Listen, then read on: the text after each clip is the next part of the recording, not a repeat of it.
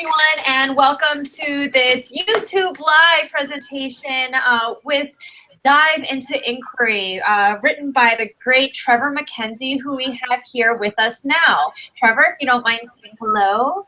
Hi, everyone. Thanks for joining us. Super excited that everyone's tuned in tonight and excited to talk shop about the book. Great stuff. So for those of you who I haven't met in real life or through the magic of the internet, my name is Jenny Magera, and I am the Chief Technology Officer for Community Consolidated School District 62. And if you don't know exactly where that is in the world, we're in Des Plaines, Illinois, right by the Chicago O'Hare Airport. So we're right on the north side of Chicago. And the reason that we're having this awesome book chat today is because one of our Digital Learning Day challenges, by the way, for those of you who don't know, Digital Learning Day is this Thursday, February 23rd.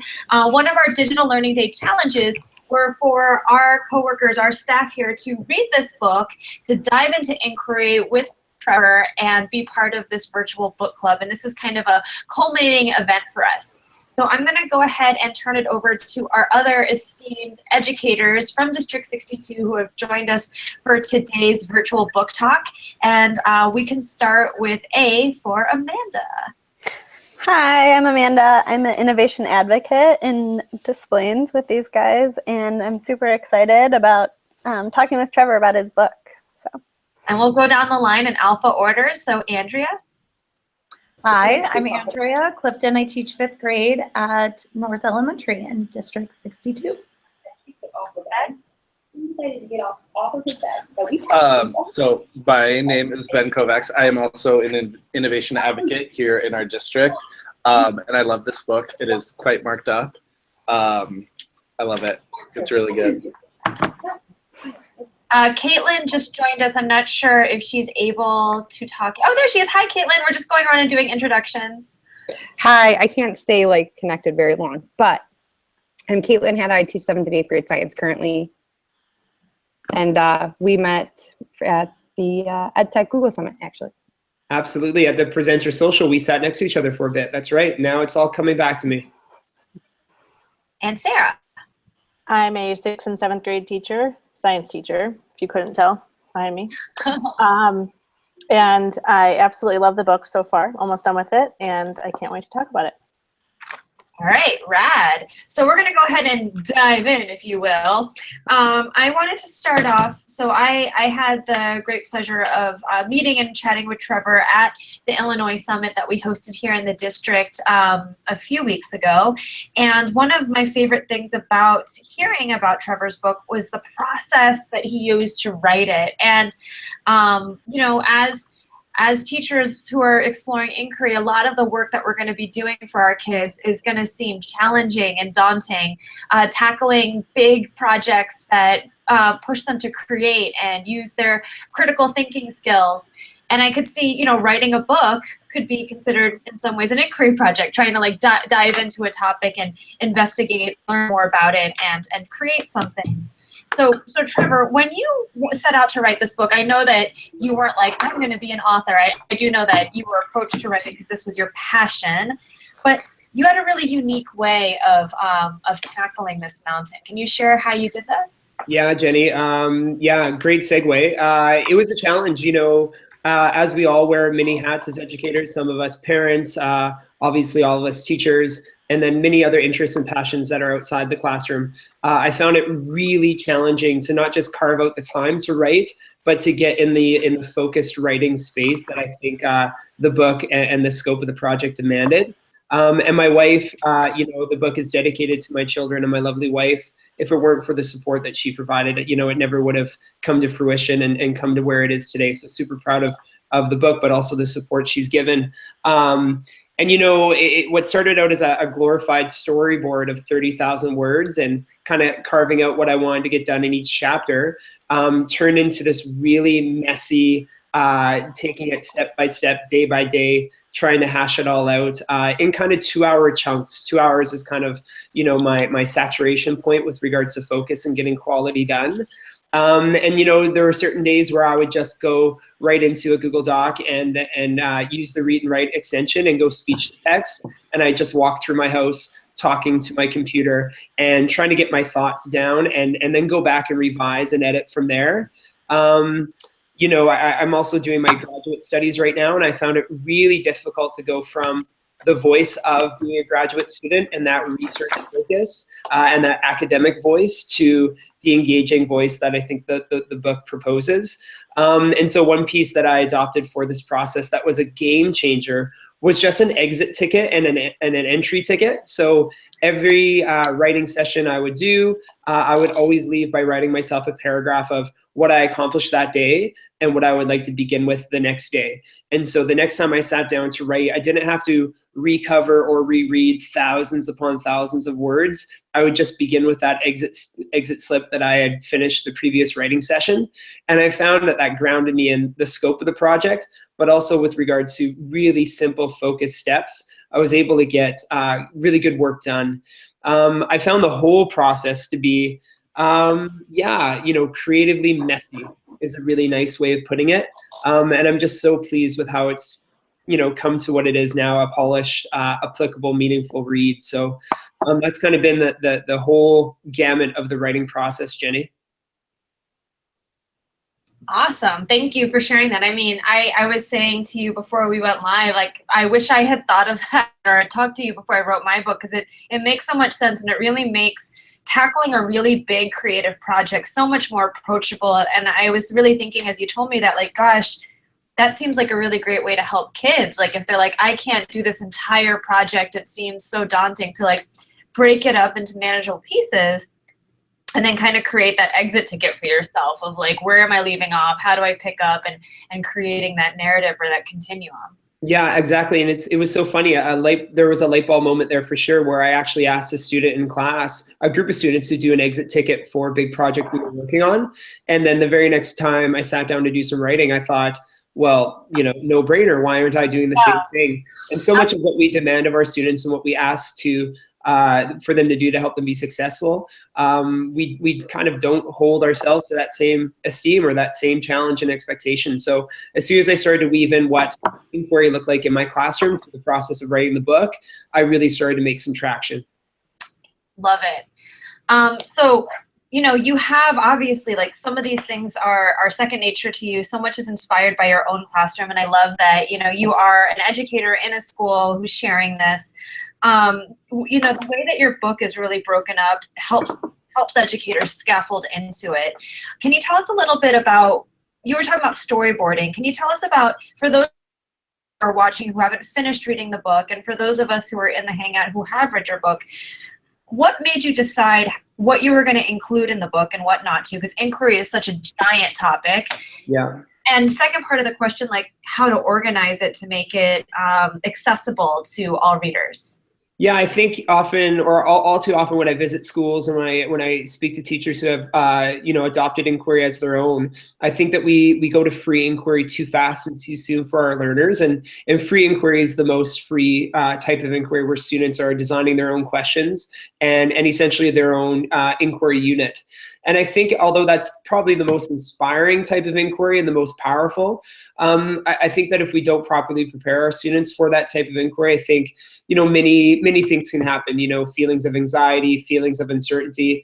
And also, I don't think the students have nurtured an inquiry skill set, if you will, to be successful in the deep end of the swimming pool.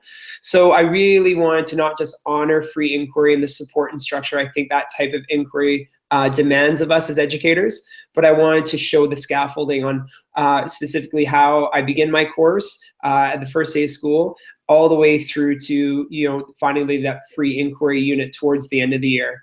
And not just showing that scaffolding, but giving really clear, applicable examples of what I'm doing in my classroom for teachers to try on for size and see if it works with their learners. So I was constantly reflecting on, you know, what am I doing, what have I done, and how can I communicate this in a clear way for other educators to consider adopting it as their own. And also showing, you know, the power of inquiry, you know, how passionate I am about it, and sharing student exemplars of not just their work, but of their voice, to convince educators to give it a try and make a go of it in their own classroom. Great. I want to open it up. I have a couple of other questions for you, but I wanted to open it up to other folks who are on the call. I know that they're all in process of reading your book or have completed it. And thank you so much for the amazing discussion questions you shared with us. That's really helped shape our conversation in our Google Plus community around your book. But is there anyone on the Hangout who'd like to jump in and ask questions to our author while we have him here? Sure. I have a question. It's Andrea here. So I actually wrote down a lot of questions, but some of them were probably already answered as I read on. But I do wonder, so a few things. So about like how long does it take you to get from each stage or each pillar of inquiry? And then how do you support the various learners? So with 5th grade, some kids are still developing some of their reading and researching skills and finding that main idea and detail. So do you just kind of keep them in the guided part, or do you just kind of let everyone sort of go, or how do you sort of manage that? Yeah, great questions, Andrea. So I definitely divide my coursework up into 4 units of study. So at our school, we're a linear school, so I have my students from September until June. And so it's about 2.5 months in each type of inquiry, starting from structured to controlled. Right now we're in guided, and we're going to transition into free in about a month here. So that's kind of the 4 quarters that I work in. And, you know, I think the beauty of powerful inquiry is that students are genuinely pursuing an interest or a passion or a curiosity that they're really connected with.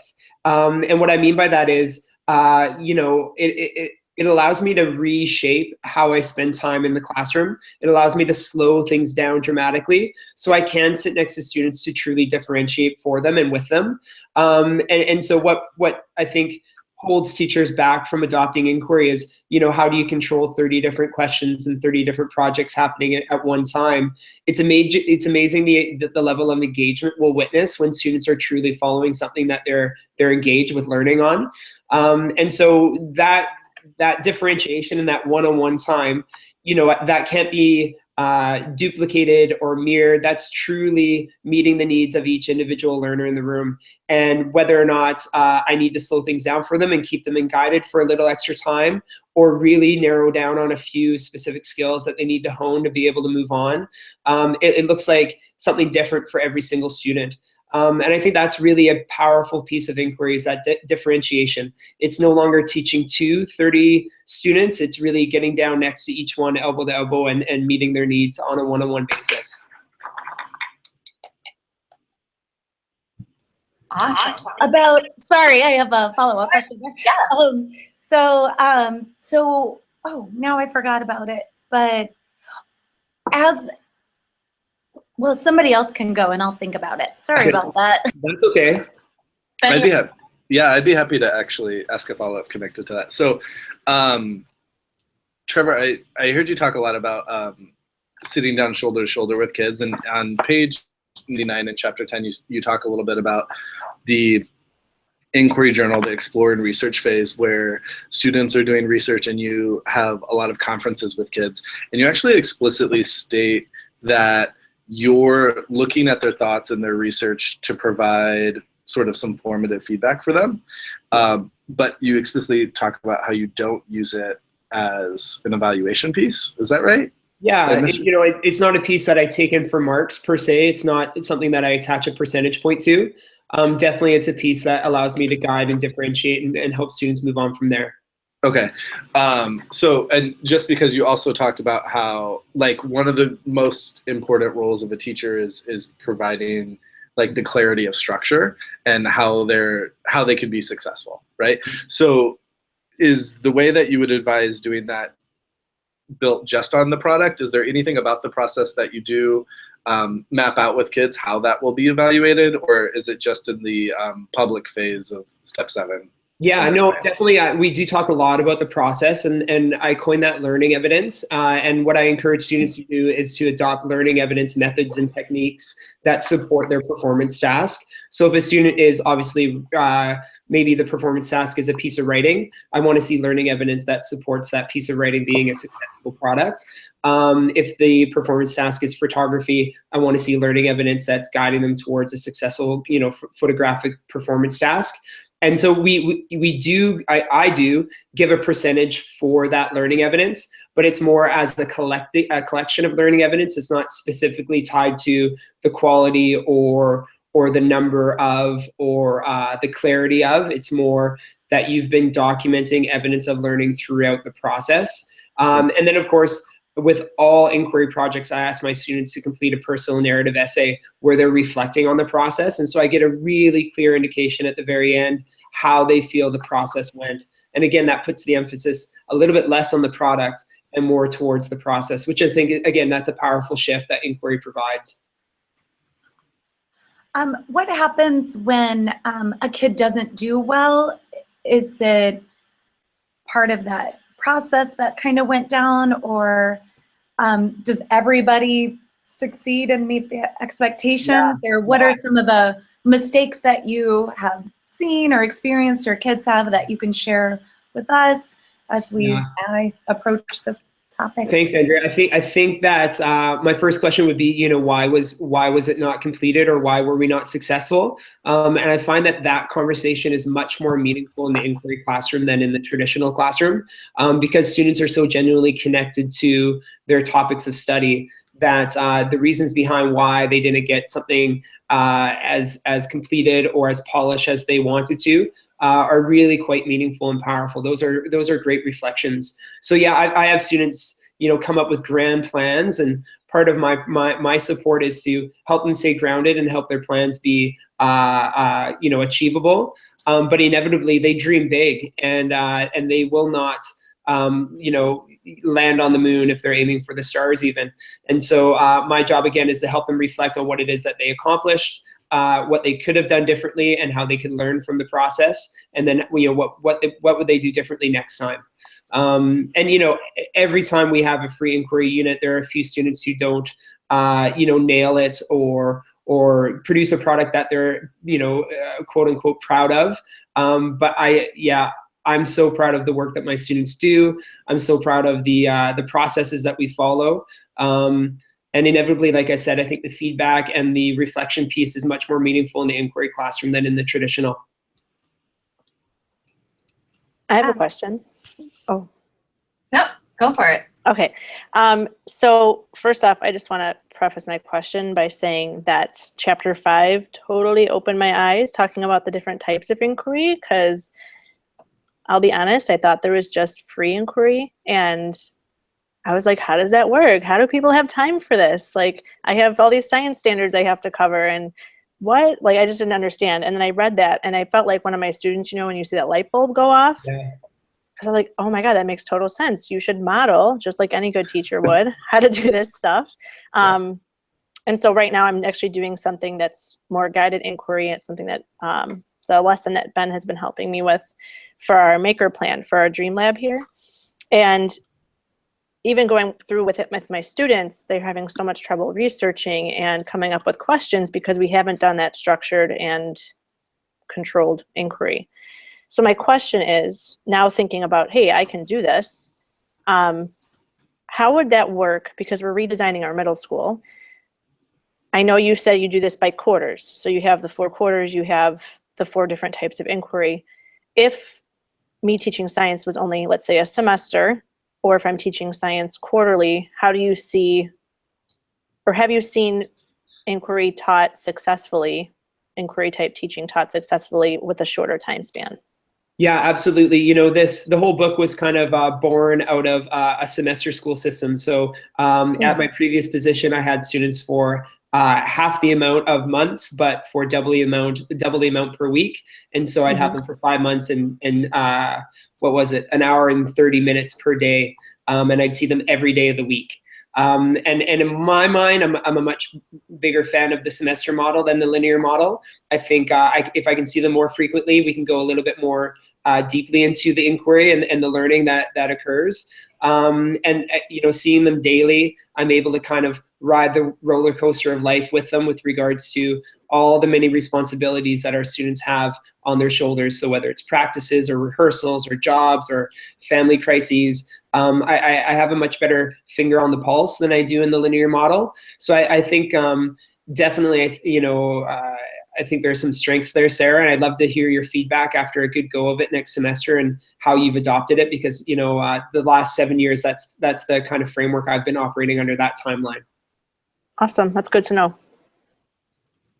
Thank you. Trevor, have you seen other teachers in your school or district adopt the inquiry models that you talk about? And if so, has that changed the way that you start off your courses or impacted how kids adjust to it?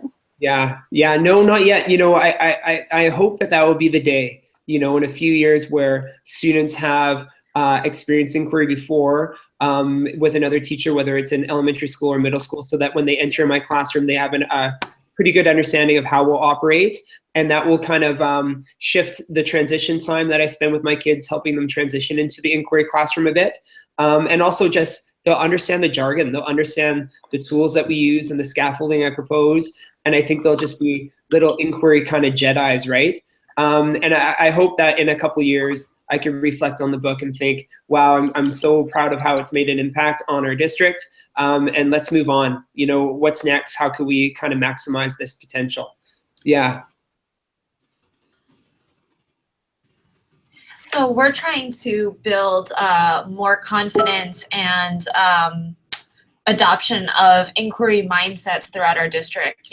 Somewhere, we're just trying to get them somewhere in the pool, right? Whether they're from guided to free. So if you were going to say, like, if we're trying to bring this to like a district-wide level, and you've worked with others, what's something we can do to break the ice to, like, obviously if we can get everyone to read your book, that would be a great first step. But let's say like someone's even hesitant that they want to read your book. Like, what's kind of the way that you've been convincing people to at least give you a chance, right? Because I think once people hear you or see your book, like, it makes so much sense. Like Sarah said, you have that light bulb moment. Yeah. But sometimes it's like getting someone to like open their mind up enough to even hear that part. Yeah, I think Sarah nailed it. I think we all have standards and learning objectives and content specific pieces to each of our disciplines that we not only do we want to honor, but we want our students to show excellence in. And I think teachers feel inquiry, and I think it's a misconception. Teachers feel inquiry is free and it's student driven 100% of the time. And that's just not the case with what I propose. And I think that's the safe ground that teachers need in order to take some risks, in order to see the potential. So I would propose, starting in structured, starting in a unit that it's in your tool belt, you've taught it many times, and you just need to tweak it to begin with a question.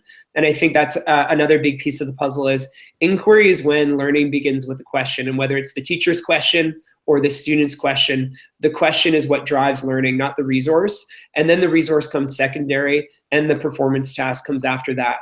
So I think those would be the big kind of aha moments I think your colleagues could have is start structured, start with what you know, honor what they're doing and all the different things that are currently happening. And let's just tweak it so we're beginning with a question. Thank you. You're welcome. Caitlin, I know you couldn't stay the whole time. Did you want to jump in and ask any questions, or are you kind of just taking it all in and sucking it up? I'm actually just really taking it all in. Actually, Trevor answered my question, because I was going to say, sometimes when you propose things to teachers or you try to push your colleagues to do something with you and kind of hold your hand and dive headfirst into something, the reluctance is, okay, but where do I start and how does that work? And you kind of just touched on a lot of that, start structured and all of that. What kind of advice would you have for someone like me who wants to do this headfirst? And me and Sarah have been working on a lot of stuff like this and pushing forward, want to continue to do that. But what advice do you have to kind of pull those reluctant colleagues in? And do you have any advice for how to handle a situation with your colleague and say, let's do this together type of thing? Yeah. And this is going to sound a little harsh, but a friend of mine out of the UK, David Weston is his name. He does a lot of Pro-D work kind of nationally in the UK. And his advice was, when you're watering the garden, don't water the rocks. And that sounds a little harsh, but there's certain doors that are open, and there are certain doors that are slightly open, and then there are certain doors that are closed. And the doors that are open and slightly open, those are the ones that I'm working with. And there'll come a point where inquiry or personalized learning or differentiation is so common and it's so the norm that there'll be no other option for colleagues to see what's going on next door and for them to begin making some changes and reflecting on their own practice. And my goal isn't to have every teacher do what I do. My goal isn't to have every teacher adopt inquiry, in every school and every district in the world. My goal is to have teachers, really reflect on how to best meet the needs of their learners. And in my mind, inquiry is a way that we could, powerfully do that. So, I beg you to find someone who's inspired to ask new questions of themselves, find those open doors or those slightly open doors, and form a strong connection with those colleagues and begin to ask questions together. And when it comes to our kids and showing them how keen we are and how we want to maybe shift our direction as learners together, we just want to be explicit with our students. We want to be really clear as to why we're doing it and how we're going to go about doing it and how everyone's going to be supported throughout each type of inquiry. And I think if we're explicit with regards to the why and the how, I think powerful things will happen for our learners. Trevor, I'd like to know some mistakes that you've made in order just to I learn from mistakes, we all do, like as you're implementing the steps, which I really want to do it, I'm hooked, I agree, I think it's great, but just to prevent some of those things or just to share some stories, I would appreciate.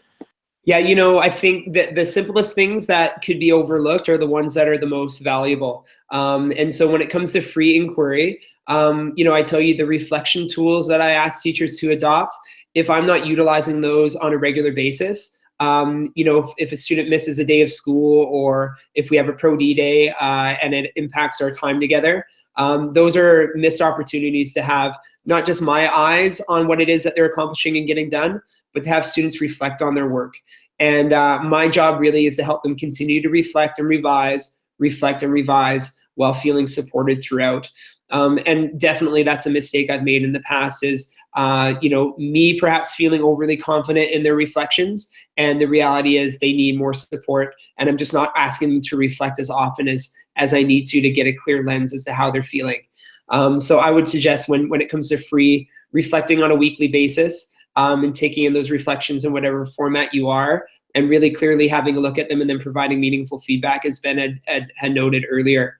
I think another big mistake I made early on in the adoption of inquiry is going, to the deep end too fast, too soon, and kind of thinking, oh, because it's so powerful and so meaningful, my students will have no problem transitioning into the free end of the pool.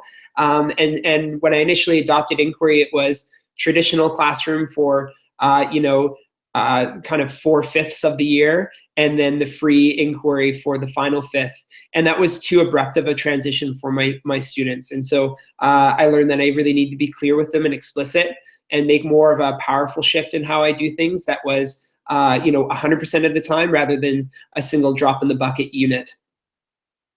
How does that sound, Andrea? Yeah, that sounds good. It sounds like I'm always time sensitive. Everything takes me longer than I always expect it to. Yeah. So you're saying that that's okay? You want kids to be mastering each pillar before moving on to make them prepared for being independent. That's right. Absolutely. Yeah.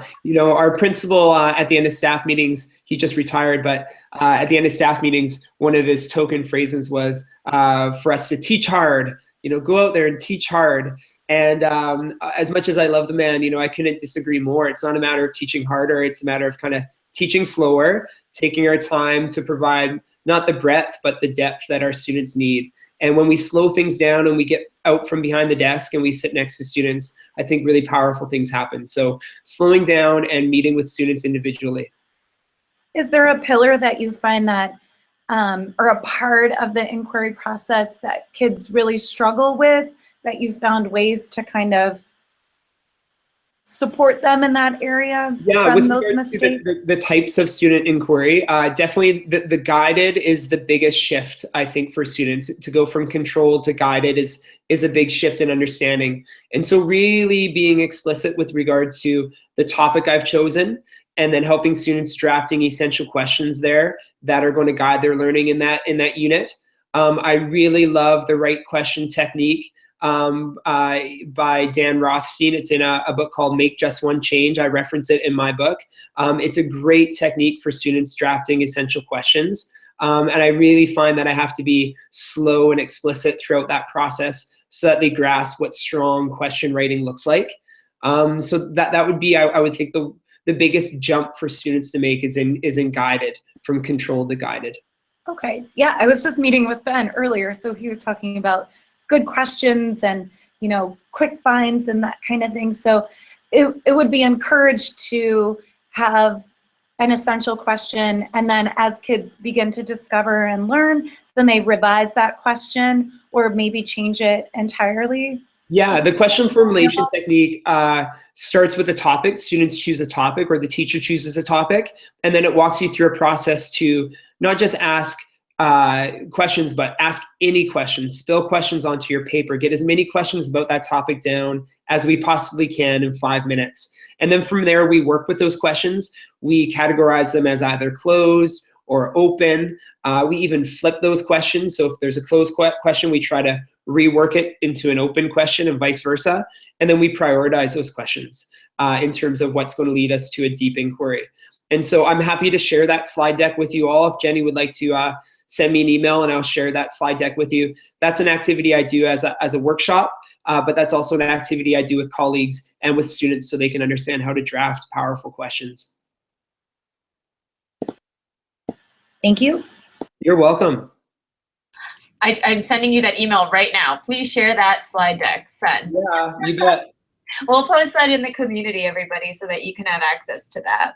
Great. So Trevor, I know that we've kind of touched on this indirectly, and people have already asked questions that I think get to this answer, but I'd love to ask it directly for those viewers who are watching live, but also for the many of us who are trying to do this in our district. So you know, you talked a little bit about leadership and convincing, you know, people who don't quite get it, not watering rocks. But for those of us whose coaches or principals or the folks who are working with us aren't quite picking up what we're putting down when we start inquiry, what's your advice to them to both satisfy the needs of someone who's really focused on testing and test scores and being on page 7 on Thursday, but also allowing kids this freedom and creativity to explore? How might you kind of, you know, I know you said slow and steady and scaffolding it in, but if someone were to directly approach someone and say, like, what are you doing? What is this? It looks like they're just playing around. How would you respond? Yeah, I would respond by looking at the structures and the scaffolding that I have put in place and the really clear assessments that I'm taking from my students, and how I feel that those are powerful assessments that reflect their understanding. So, you know, the evidence is there. You know, I think that the greatest leadership I've ever been around are the leaders who speak a culture into existence. The language they use and the way that they speak about us as a staff, you know, it's not only inspiring and consistent, but we become that. We become what we hear. And so inquiry, you know, it could be, you know, coined a catchphrase, but, you know, words like, you know, how are we better meeting the needs of our students? What does innovation look like in our classrooms? What does personalization and differentiation look like? And how are we doing this? And what are you currently doing that's impacting your learners? And then honoring that from our staff. You know, it doesn't have to be inquiry. It could be many different things. But, you know, providing our staff the foundation to share that voice, I think will not just create buy-in, but create a feeling of inspiration. And you know, again, I swear by the scaffolding. I swear by the tools that I use. And they're tangible tools. These aren't things that, you know, are going up in smoke or free time. These are tools that I ask my students to complete throughout the whole year that are helping them scaffold to a strong inquiry unit at the end. So, you know, any teacher can walk into my classroom at any time and see the graphics on the wall, see the organizers my students are using, and see the evidence of their learning right there before them. So those are pieces of the puzzle I think we should all consider. Awesome, thank you. I don't know if Sophie is on camera, but I did want to acknowledge that we just had another one of our district educators join us. Sophie, are you there? I'll introduce her then. I'm not sure if she's camera ready or has her mic on, but Sophie Garcia Smith is one of our amazing primary teachers here in the district from Orchard Place. She teaches second grade, so I just wanted to give her a shout out. And something I have to say too about how much I love this district is we have all of the different age levels of our students represented here, from primary, intermediate, and middle school, our innovation advocates who are supporting the work and learning. So, you know, I think something I really saw in your book is that some people think inquiries for big kids or for a certain grade or subject, and I think the broadness of subjects and age levels and roles really demonstrates that anyone can do it. Absolutely. Yeah, I couldn't agree more. And I continuously hear from primary educators and elementary school educators, you know, how does this look, or what does this look like in the primary classroom? So stay tuned. We're going to do a Twitter chat in the next month or so that will specifically focus on kind of the K-7 grouping. So not only can I, you know, bring that cohort together and provide a bit of a structure for that conversation, but it could be a really powerful sharing of ideas and resources and what's happening behind closed doors. So, you know, elementary school teachers out there, be prepared for that one. Awesome. Well, I know we're getting kind of to the end of our time for chatting. Did anyone have a final question for Trevor while we have the author here on the line? No pressure, folks. No pressure. All right. Well, I'm sure people, as soon as we hang up, are going to have some wonders and some thoughts. But I know that you have something else up your sleeve. You have another little secret that you are going to be unveiling in 16 minutes. Isn't that That's true? right. Yeah, I'm hanging up from this hangout and I'm joining another one. There's a big EdTech team announcement that I'm a part of. Really excited to share with you all what we're doing. I can't give you any details now, but you can follow us on EdTech Team Live. And I think we'll be coming to your neck of the woods in the summer. So that's a little hint, but I think Chicago's on our list of tour stops. So yeah, we're going live at 4 p.m. Pacific time, so in about 15 minutes. And I will give one more spoiler about that. We're not going to say what that is or when it is or what's really happening. You'll find out in 15 minutes. But to be very specific, when Trevor says our neck of the woods, he's talking about live in District 62 in the professional development room at Terrace Elementary School in our district. So if for those of you who can continue on and want to tune in 15 minutes, Trevor, where can they tune in to hear this announcement? Yeah, find me on Twitter or find EdTech Team on Twitter. The link to the YouTube Live session has been tweeted out hundreds of times today. So get on Twitter, you'll find it there. I've only tweeted it out once, but it's a really popular event. So I'm keen to hear, you know, what the big boss has to say and also share with you all what it's going to look like. So exciting. Very cool. And Trevor, if people want to stay connected with you through Twitter or otherwise, where can they find you on social media? Absolutely. You know, Twitter is the easiest caveat. You can send me a DM and we can exchange emails and begin to network a little more and collaborate further. Yeah, happy to share, open book, no pun intended. So as you're reading and as you're adopting inquiry as your own, please do reach out. And there's a bit of an inquiry following with regards to my PLN. You know, the people that I follow and the people that follow me are obviously asking similar questions and sharing similar ideas and resources. So it's a great way for us to stay connected and kind of cross-pollinate. And what is your Twitter handle for those who are new to Twitter and haven't quite found you yet? You bet. It's at Trev_McKenzie. At Trev_McKenzie. And from there, you can see my website, trevormckenzie.com. And from there, you can get to my blog, trevmckenzie.wordpress.com. Yeah, the rabbit's hole of social media and online spaces, you'll quickly dive deep into it. Yeah. And for those of you who are watching and don't have the book live, this is the book that we've been talking about today. Dive into Inquiry with Trevor McKenzie, McKenzie with an M-A-C, Mackenzie. You got it. And it's an incredible read. It is really easily written in teacher speak, so it flows right by. I had a lot of fun seeing my friends and colleagues tweeting about it and Facebooking about them using this beautiful long weekend here in Chicago to dive in and enjoy your thinking. So thank you so much for sharing your time with us and your inspiration. Thank you, Jenny. I really appreciate it. And great to connect with you all again. And do please keep in touch and join me in this other YouTube live session at 4 o'clock if you so desire. All right. Well, Thank have you, a Jenny. great rest of your Tuesday, everybody, and we'll chat more. Can't wait to see how this looks in your classrooms. Thanks, Trevor. See ya. Thank Thanks. you. Thank you.